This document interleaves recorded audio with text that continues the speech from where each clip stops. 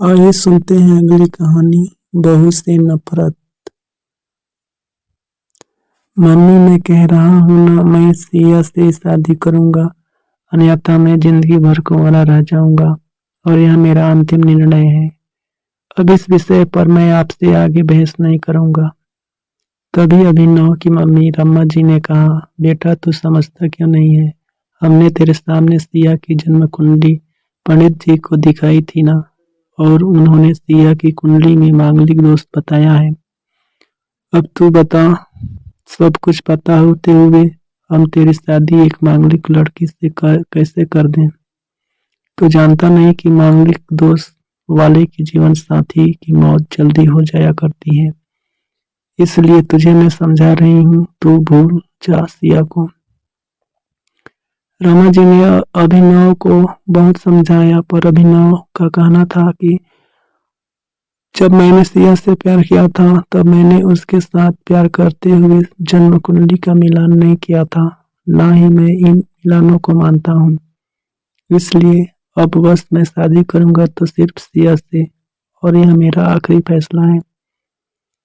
आखिर रामा जी को अपने बेटे की जिद के आगे झुकना पड़ा, और पंडित जी के द्वारा बताए गए अनुसार सिया के मंगल दोष को दूर करने के लिए विनय के साथ शादी करने से पहले सिया की शादी एक पेड़ के साथ करवाई गई, और उसके बाद सिया ने अभिनव से शादी करी।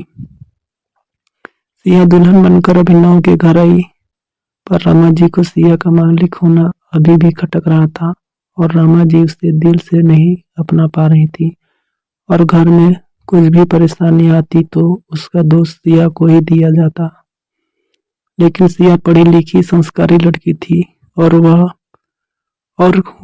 अपनी सासू मां से मिले इन बेवजह आरोपों को अपने दिल से नहीं लगाती थी, और ऐसे ही ससुराल में उसके दिन कट रहे थे। एक दिन अभिनव ऑफिस से जल्दी घर आ जाता है। तब रामा जी ने उससे पूछा, बेटा आज जल्दी कैसे आ गया?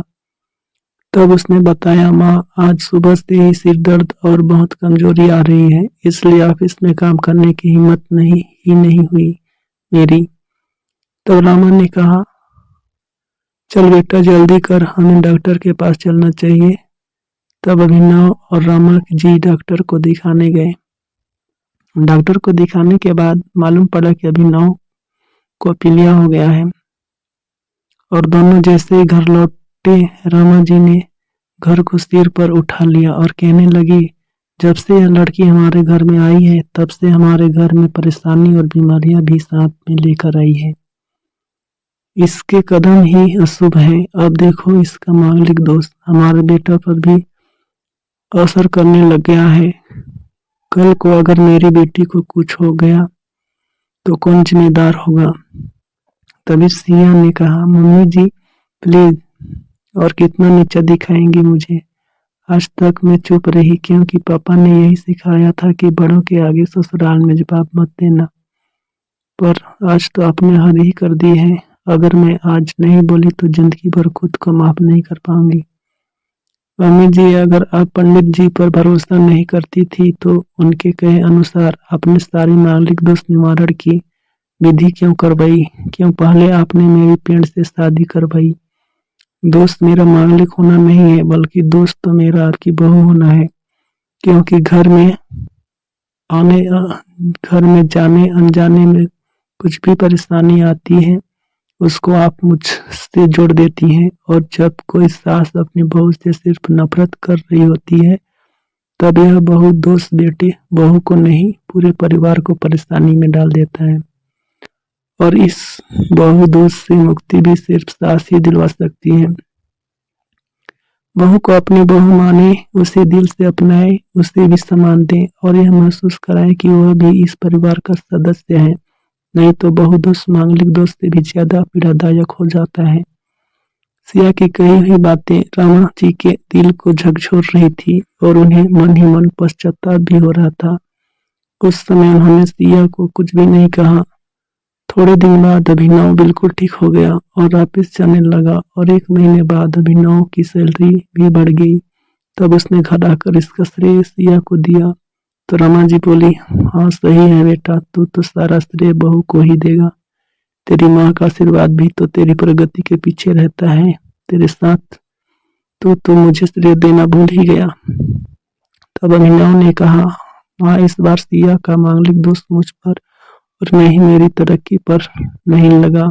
और माँ, जब हम बुरी परेशानियों का श्रेय सिया को देते हैं तो अच्छे कामों का श्रेय भी तो सिया को ही देना चाहिए। तो इसलिए आज का सारा सिया को दे दिया जाता है। अभिनव ने हंसते हुए कहा। तब सिया बोली, अभिनव को क्या तुम भी मुझे ऐसा समझते हो?